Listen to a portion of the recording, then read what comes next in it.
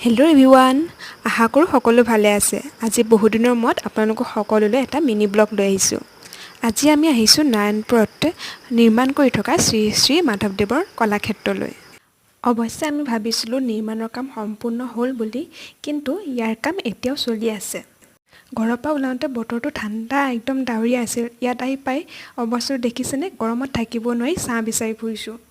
ইয়াৰ বাহিৰৰ পৰিৱেশটো দেখিছেনে? কিমান ধুনীয়াকৈ সজাই তুলিছে, কিন্তু ভিতৰৰ কাম এতিয়াও বহুতখিনি বাকী আছে, সেয়েহে তাত সোমাবৰ কাৰণে এলাউ কৰা নাই। ইয়াত গুৰুজনাৰ নামঘৰ ভাগো তেওঁ যিদৰে আমাকে শিকাই থৈ গৈছে, ঠিক তেনেদৰে খুব সুন্দৰকৈ তৈয়াৰ কৰা হৈছে।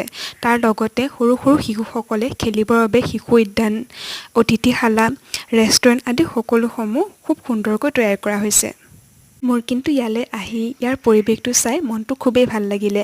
আপোনালোকেও নিশ্চয় ইয়ালৈ আহিব পাৰে। আজিলৈ আহিছোঁ দেই, বাই।